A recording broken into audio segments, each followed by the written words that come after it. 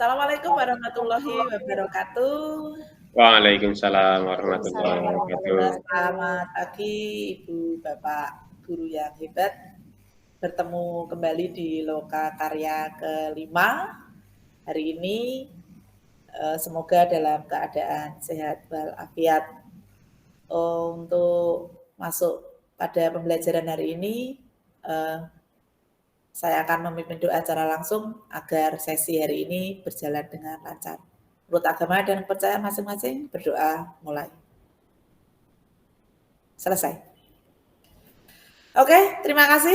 Saya masuk di kelas ini, tentu sebelumnya saya belum pernah masuk di kelas ini karena pengajar praktik tentunya selalu bergantian. Nah, saya alhamdulillah bisa masuk di kelas ini.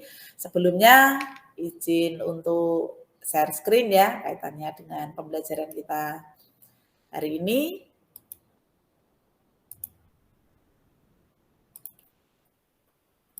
Oke, ini kita masuk di Loka Karya kelima, kaitannya dengan kolaborasi dalam pengelolaan program yang berpihak pada murid. Perkenalkan, saya Ambar Widyawati, salah satu pengajar praktik ya, yang ada di Kabupaten Grobogan. Instansi saya ada di SMA Negeri 1 Wirosari. Sebelum kita masuk pada sesi berikutnya, ya, kita akan belajar lebih dalam kaitannya dengan apa yang akan kita tuju di Loka Karya ini. Ya, kita punya tujuan calon guru penggerak dapat mulai membuat perencanaan program, bagian judul program atau kegiatan, latar belakang dan tujuan program. Kita tahu bahwa yang kita pelajari dari modul-modul sebelumnya adalah kita harus memulai pembelajaran kita, segala sesuatu itu berpihak pada murid. Nah, silakan. Ini saya punya 2 pertanyaan pemantik yang bisa Bapak Ibu sampaikan. Menurut Bapak Ibu, apa yang dimaksud dengan program yang berpihak pada murid? Monggo, siapa yang bisa? Monggo Pak Mahatma. Ya, terima kasih Ibu. Menurut saya program yang berpihak pada murid itu program yang memenuhi kebutuhan murid dan bukan cenderung kepada kebutuhan sekolah atau justru kebutuhan guru. Begitu Ibu, terima kasih. Oke, kebutuhan murid ya yang diutamakan. Selanjutnya, monggo Bu Endah. Terima kasih Bu.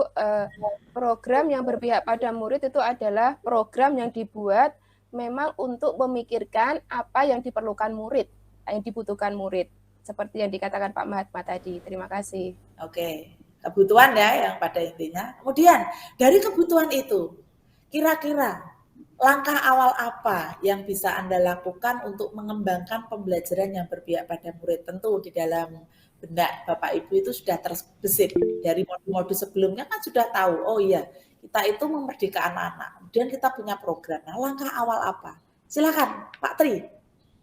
Oke, kalau menurut saya, terima kasih Bu. Langkah awal yang kita lakukan adalah yang pertama memetakan kemampuan atau bakat dari siswa sehingga kita tahu akan kebutuhannya, apa yang harus dicukupi nantinya. Gitu. Oke, penggalian potensi ya. Monggo Pak Abbas. Menurut saya kita harus mengajak murid atau siswa untuk bicara apa-apa yang sebenarnya yang mereka inginkan. Saya kira itu. Berarti mendengar ya Pak, mendengar apa yang murid inginkan. Nah, intinya seperti itu. Oke, untuk menggali lebih dalam apa kaitannya dengan program yang berpihak pada murid. Nah, nanti saya akan share link Jamboard ya, Ibu Bapak bisa menuliskan di situ. Kira-kira jenengan semua atau Bapak Ibu semua itu tentunya sudah terbesit di dalam benak Ibu Bapak. Program apa ya yang sekiranya hingga sampai di Loka Karya kelima ini tentunya sudah punya program. Kira-kira program apa yang bisa Bapak Ibu lakukan ya, itu Bapak lakukan untuk mengajak membuat program yang berpihak pada murid. Nah, silakan ini link Jamboardnya bisa diisi.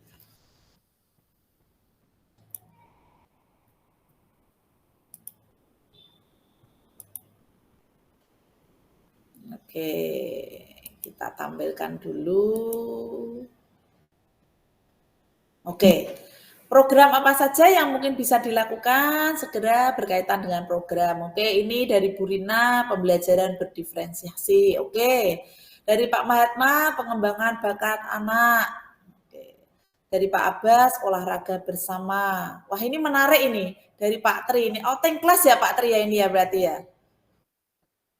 Outing kelas karena dekat lingkungan yang objek wisata gitu. Oke, yang dari Bu Retna, kelasku surgaku.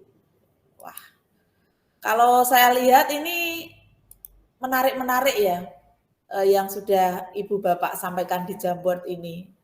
Dari kelima yang sudah diberikan Ibu Bapak yang ada di sini, ini semuanya menarik.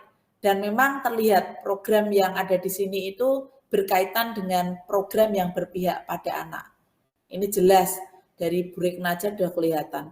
Kelasku surgaku. Ya, kelasku surgaku. Kemudian pembelajaran berdiferensiasi. Tadi yang disampaikan di awal. Kebutuhan murid. Oke.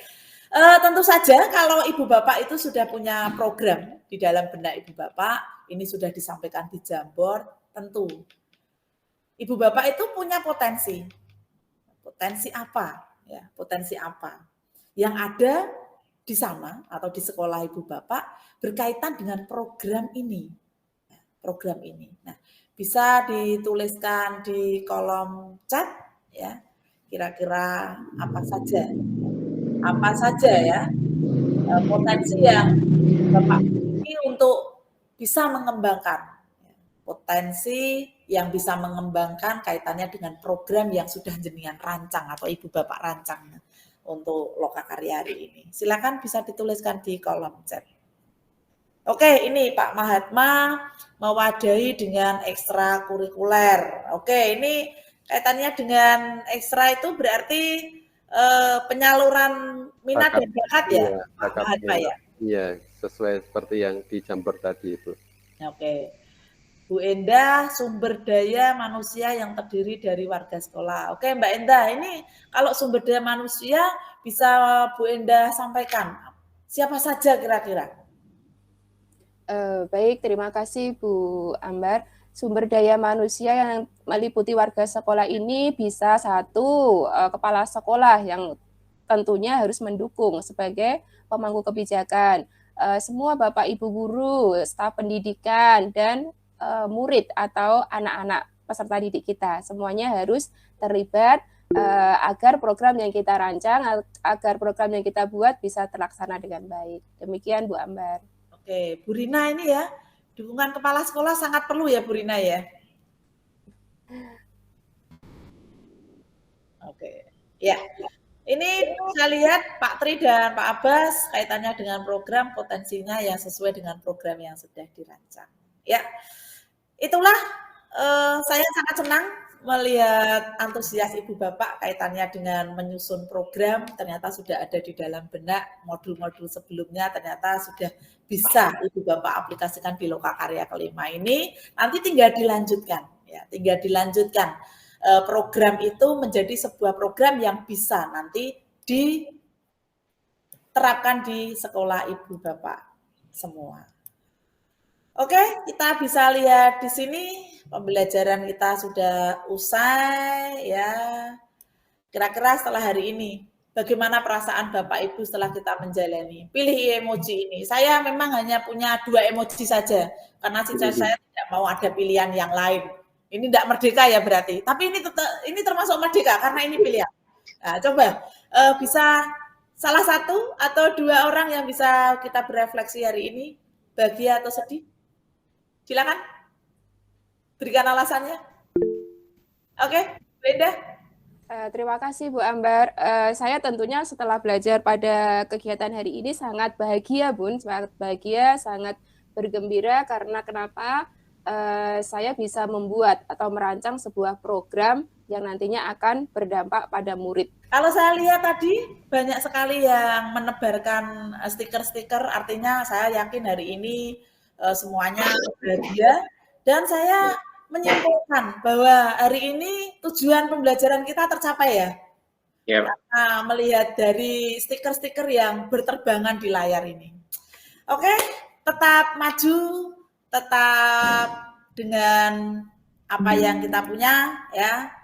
Sampai jumpa dan tetap semangat memprakarsai perubahan karena kita tetap harus tergerak, bergerak, dan menggerakkan. Mari kita tutup dengan doa dan bacaan hamdalah bersama-sama. Alhamdulillah. Alhamdulillahirabbil alamin. Terima kasih. Ketemu lagi di Lokakarya ke-6. Wassalamualaikum warahmatullahi wabarakatuh.